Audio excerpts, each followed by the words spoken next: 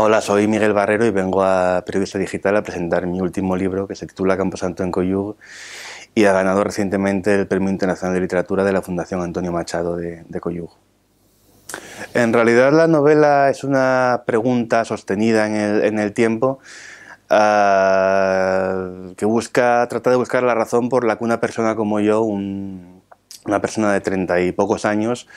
siente la necesidad o la pulsión de viajar a Coyug a conocer, a estar en el lugar en el que Antonio Machado pasó sus últimos días. Y esa pulsión, que es inconsciente, porque yo fui a Coyug sin ninguna intención de escribir nada, fui simplemente por el hecho de conocerlo, surge cuando yo entro al cementerio y lo primero que recuerdo nada más ver entrar en el cementerio es una conversación que mantuve con Ángel González en el año 2002 y que precisamente giró a propósito del poema que él mismo escribió cuando viajó allí con sus compañeros de generación, del grupo aquel de los 50, a los 20 años de la muerte de Machado. Más que la generación del 50, que la tiene porque es la última gran generación poética, o por lo menos cohesionada como tal, de la que hemos tenido noticia en España, sí es un homenaje a Ángel González. Primero porque Ángel González y yo nos conocimos, no fuimos amigos, pero sí tuvimos un trato constante durante varios años y además creo que nos profesábamos un afecto mutuo, ¿no? Porque Ángel González fue en su día mi puerta de entrada al conocimiento de la poesía de Machado. Ángel González, además de ser un gran poeta, era también un gran teórico de la literatura y tiene unos ensayos sobre Antonio Machado verdaderamente estimables que yo leí con mis 20 años, pues casi paralelamente a la época en la que estaba descubriendo al Machado poeta, y que para mí fueron muy útiles a la hora de ahondar en el conocimiento de toda la complejidad que entraña la figura y la obra de Antonio Machado. Yo hablo de Camposanto en Coyug como de una novela por una razón básica y fundamental, que es que yo la escribí con la actitud de quien escribe una novela. No quería desarrollar una teoría literaria, ni hacer una crónica de un viaje, ni perderme en análisis históricos, políticos, sesudos. Simplemente quería escribir, no sabía muy bien cómo ni por qué, el resultado de una reflexión que iba surgiendo a medida que escribía, ¿no? De la propia escritura, en este caso, es lo que va moviendo a la cavilación sobre lo que se escribe. Pero por otra parte, a mí me hace mucha gracia esa polémica persistente en torno a qué es y qué no es novela, porque si pensamos en un caso tan concreto como Cervantes, la respuesta está muy clara, ¿no? En la primera parte del Quijote, en el prólogo, Cervantes toma la palabra para pedir disculpas al lector porque le dice que lo que va a leer a partir de ese momento va contra todos los cánones que se habían manejado hasta ese instante, ¿no? Si todos estamos de acuerdo en que el Quijote es la primera novela moderna y entendemos que es el libro que funda el género, no entiendo por qué cualquier cosa que se salga de lo establecido se cuestiona como novela cuando la primera novela de la historia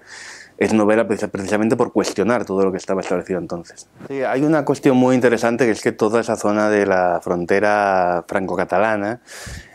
fue durante los años 36 al 39 una especie de territorio franco por el que circularon intelectuales de todo tipo que entraban y salían, unos porque huían de aquí, otros porque venían a ver qué era lo que pasaba en España. La guerra civil fuera de nuestras fronteras tuvo una repercusión muy importante, primero porque se planteó entonces como la última guerra romántica de la historia, y segundo porque luego se entendió, y creo que bastante acertadamente, como el prólogo a lo que fue más tarde la Segunda Guerra Mundial, casi al instante, ¿no? La figura de Walter Benjamin traza además un paralelismo muy interesante con la de Machado, porque los dos están enterrados uno a cada lado de la frontera. Uno es español, está en Francia. Walter Benjamin era alemán, pero tuvo en París uno de sus núcleos más fuertes de arraigo. Y los dos mueren huyendo, los dos mueren por mantener la fidelidad a sus ideas, a su propio concepto de lo que debería ser o debería haber sido una determinada idea de sociedad. La frontera adquiere entonces un doble cariz, el físico y simbólico, el puramente físico, de línea que separa dos territorios claramente, o no tan claramente, pero bueno, digamos, política administrativamente diferenciados, y luego la frontera que se traza uno mismo y que decide o no rebasar en según qué instante, ¿no? Yo creo que Antonio Machado era un hombre que por su propia forma de ser, por su obra, por sus contactos, por todo lo que había urdido en su vida, habría tenido relativamente fácil escaparse del calvario al que él mismo se sometió, ¿no? Podía haberse buscado una plaza fuera en el extranjero, podía haber pedido ayuda a su hermano, podía haber buscado la manera de integrarse en esa España que estaba naciendo y que era la que iba a adquirir la hegemonía. En cambio, decide mantenerse leal a la España en la que él había creído y paga muy caro con su propia vida ese atrevimiento, ¿no? Hay un verso de Ángel González que se repite mucho en la novela y como leitmotiv, y que creo que da el tono de lo que pretendo contar, que es ese verso que dice que se paga con la vida o con la muerte, pero siempre se acaba pagando muy cara la derrota. No es una opción meditada ni deliberada, es una opción que surgió, ¿no? La escribí, aparezco yo, porque si no apareciese yo, no me lo creería. Yo creo que la abundancia de esa presencia del yo en la literatura contemporánea puede tener dos posibles motivos. Uno, la aparición del fenómeno de las redes sociales y de esa forma de plantear el relato del mundo en el que uno mismo ocupa el centro de lo que sucede. Pero también porque creo que la literatura no es ya una herramienta para contar historias, sino una herramienta más de las que existen, ¿no? En los grandes tiempos de la novela clásica, siglo XIX, primer siglo XX, no había apenas más lenguajes narrativos, ¿no? Hoy tenemos el cine, tenemos el propio Internet, tenemos los medios de comunicación que también son instrumentos para contar historias y que por su propia naturaleza siempre acaban ficcionalizando la realidad, y la literatura permite esa otra vía de escape, que es la de colocarse uno mismo ante el espejo de su propia forma de ver el mundo, de comprender la estructura de la realidad. No, a nivel digamos, de contenido o de tema, es evidente que un viaje así deja secuelas, porque las historias siempre acaban llamando a otras historias que van apareciendo en el camino y de las que uno tiene que liberarse porque es imposible cargarlas todas en la misma alforja, ¿no? Y desde el punto de vista de la escritura propiamente dicha, yo creo que es un libro que me ha ayudado a liberarme de muchos lastres, ¿no? Precisamente de los lastres que vienen impuestos por el canon, digámoslo así, por la tradición, por todo lo que uno debe conocer, pero también debe tener la soltura suficiente para poder librarse de ellos, y así lo ve conveniente. Hay una frase de Javier Marías que a mí me gusta mucho, que dice que él no escribe con mapas sino con brújula, ¿no? Yo escribo mucho, pero no siempre sé lo que escribo, y muchas veces lo que escribo termina no siendo nada o siendo solo el esbozo de algo que solo muy tardíamente se vuelve a aprovechar. Tengo la suerte de que no vivo de la literatura, y es una suerte porque me permite evitar vicios que de otra manera sería imposible no caer en ellos, ¿no? Yo no he escrito nunca nada por encargo, no he escrito nada a la moda que se llevará en cada momento. Seguramente por eso también vendo mucho menos de lo que podría vender. Pero sí es verdad que para escribir necesito creerme lo que estoy escribiendo, necesito estar convencido de que lo que escribo surge de una necesidad interior y que tengo que sacarla de alguna manera para saber algo más sobre mí, o por lo menos para saber algo más sobre el sitio en concreto del que procede esa obsesión, ¿no?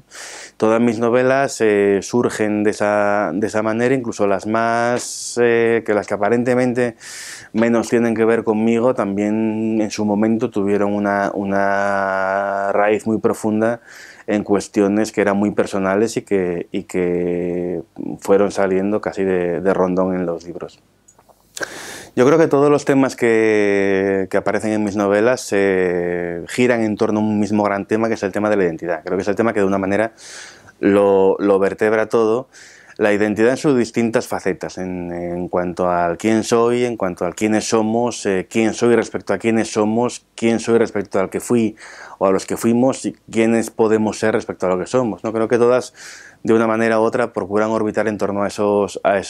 temas, y es verdad que la guerra civil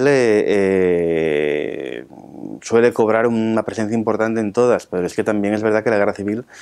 ha sido un baldo muy importante en este país a la hora de tratar el tema de nuestra propia identidad, ¿no? Todavía hoy la identidad de la sociedad española se mide en buena medida en base a lo que fue la guerra civil o a lo que se cree que fue la guerra civil, ¿no? Con lo cual, siendo un escritor español preocupado por la identidad, la guerra civil casi es obligado pasar por ella para no perderte en la exploración. Tenemos una profesión necesaria porque a la gente necesita que cuenten su historia y la gente necesita escuchar historias, y el periodismo se basa precisamente en eso, en contar las cosas que pasan y en contarlas bien. El problema es que hay mucha gente que todavía no se ha dado cuenta de que necesita eso, de cuánto se necesita eso. Y el periodismo no goza de la valoración ni social ni económica que debería tener, ¿no? Supongo que también contribuyen a esto la aparición de Internet, la gratuidad total de los contenidos en muchos medios y esa costumbre tan española de no pagar nada por lo que puedes coger gratis en cualquier sitio, ¿no?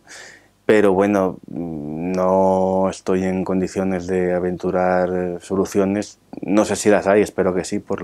la parte que nos toca a todos.